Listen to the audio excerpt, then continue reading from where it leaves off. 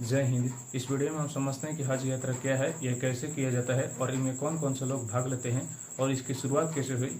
और इस साल जो हज यात्रा हुआ था इसमें बहुत सारे लोग मृत पाए गए, तो इनके पीछे क्या कारण था, इन सभी बातों को डिटेल से इस वीडियो में समझते हैं। देखिए, बात हो रही है यहाँ पर हज यात्रा की। सबसे पहले हम समझते हैं कि हज यात्रा क्या है। और देखिए, हज यात्रा कहा जाता है यह मुख्य रूप से एक मुस्लिमों का पर्व है। अब समझिए, मुस्लिमों का बहुत ही महत्वपूर्ण पर्व है। ये तो मुस्लिमों का एक पर्व है। अब देखिए, इसकी शुरुआत की बात किया जाए तो देखिए इसकी शुरुआत कब होती है। बात है 628 ईसा पूर्व की। 628 ईसा पूर्व में जो है पैगम्बर जो एक इब्राहिम थे, पैगम्बर इब्राहिम, ये अपने 1400 शिष्यों के साथ एक धार्मिक यात्रा की। इन धार्मिक यात्रा के दौरान ये धार्मिक परंपराओं को पुनः स्थापित किए, जिसके उपलक्ष्य में इस महान हज यात्रा को मनाया जाता है। अब देखिए, इसमें कौन कौन से लोग भाग ले सकते हैं। देखिए, इसमें केवल मुस्लिम ही भाग ले सकते हैं और उनकी उम्र जो है 12 वर्ष होना कंपलसरी है। अब देखिए, मुस्लिम में जो है कुल 5, इस्लाम धर्म में 5 फर्ज होते हैं, 5। और इन्हीं 5 फर्जों में से एक फर्ज जो है ये हज यात्रा है। हज, ऐसा कहा जाता है कि जितने भी इस्लाम के मानने वाले लोग हैं उनको इन 5 फर्ज में एक फर्ज जो है हज यात्रा, इसको अपने जीवन में एक ना एक बार इसे करना ही करना रहता है। अब देखिए, इसके बाद हम समझते हैं कि आखिर इस जो हज यात्रा होती है ये कहाँ पर होती है। देखिए, हज यात्रा की बात किया जाए तो एक जो है जो मुस्लिम देशों का एक लीडर है जिसे कहा जाता है सऊदी अरब।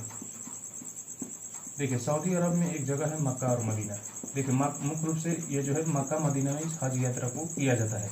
अब देखिए, मक्का मदीना में सऊदी अरब हर एक साल जो है अपने समझिए जितने भी मुस्लिम देश है उनको इनवाइट करते हैं कि आइए, जितने भी मुसलमान हो आप यहाँ पर आइए, अपने इन 5 फर्ज में से इस फर्ज को पूरा कीजिए, क्योंकि जीवन में एक बार इसे अवश्य ही कर लेना चाहिए।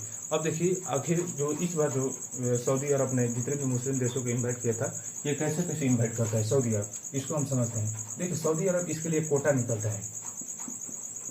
इसके लिए सऊदी अरब कोटा निकलता है। कोटा मतलब समझिए क्या होता है। ये सऊदी अरब कहता है कि हम जो है विभिन्न देशों जितने भी मुसलमान इस्लामी देश है उनको अपने यहाँ बुलाएंगे और कहेंगे तुम्हारे पास मुसलमान इतना लाएंगे, इसे जैसे मिस्र हो गया, भारत हो गया, इंडोनेशिया हो गया, अन्य जितने भी खाड़ी देश है, चाहे अरब देश है, जो कि इस्लाम को मानते हैं, उनको मानने वाला से कहा कि तुम्हारे यहाँ से इतना मुसलमान आएंगे और मेरे यहाँ से इतना। इस तरह से जो है सऊदी अरब का विभिन्न देशों को इन्वाइट करता है, तुम अपने यहाँ से इतनी संख्या में भेजो, तुम अपने यहाँ से इतनी संख्या में हो। अलग अलग देशों से कहता है तुम इतने हो, क्योंकि उसकी भी एक कैपेसिटी है। अब देखिए, यहाँ तक तो हम लोग जान गए कि जो है सऊदी अरब किस तरह से देशों को, विभिन्न देशों से इस मुसलमान इस्लाम को मानने वाले लोगों को यहाँ पर बुलाता है। देखिए, इस बार जो है इंडोनेशिया जो है यह बहुत ही मुस्लिम बहुल देश है। मतलब समझिए, सबसे ज्यादा मुस्लिम ये इसी इंडोनेशिया देश में रहते हैं।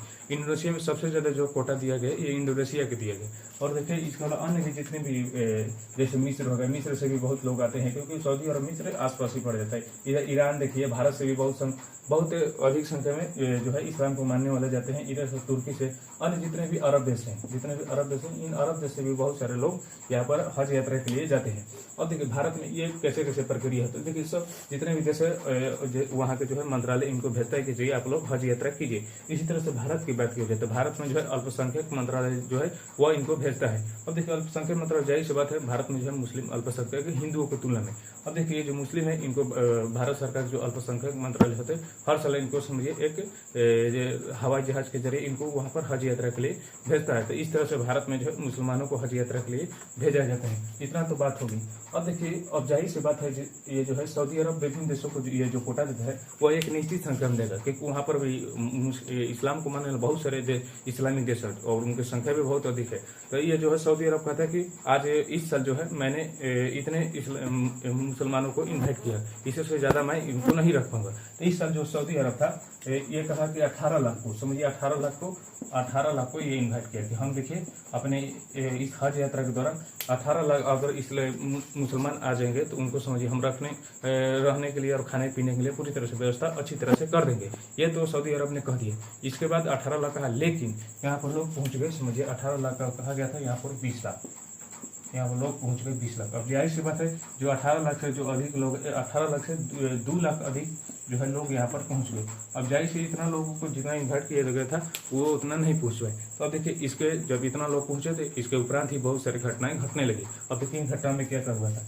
देखिए, इस बार जो है जो 18 लाख को इन्वाइट किया गया था, इसमें 20 लाख पहुंच गए। इसके चलते समझिए जो है इस बार जो है 13 मृतक 13 लोगों को मृत्यु होगी, और जिसमें से भारत के जो 98 तीर्थकर थे, मतलब हाजी इसे कहा जाता है। तो भारत के जो 98 और ये 1300 थे।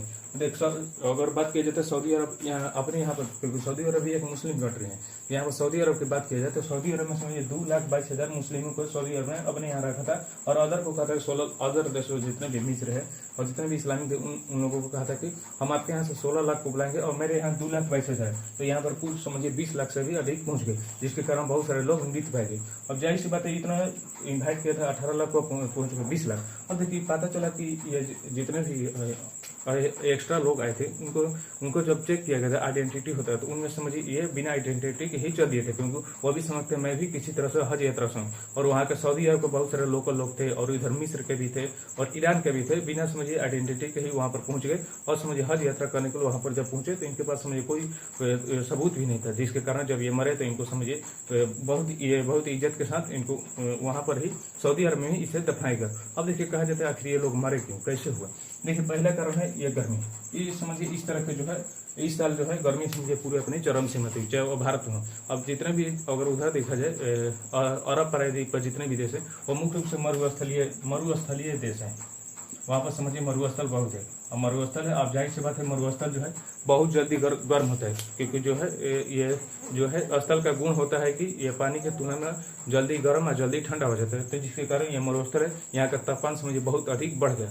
जब तापमान बहुत अधिक बढ़ गया तो यहाँ के लोग समझिए चलते चलते मरने लगे, और इस तरह से पहला कारण यहाँ पर हो जाता है गर्मी के कारण यहाँ पर बहुत सारे, क्योंकि ज्यादा संख्या में लोग पहुंच गए थे, जिनकी कैपेसिटी थी ये कहा था हम 18 लाख को रखेंगे, लेकिन यहाँ पर 20 लाख लोग पहुंच गए।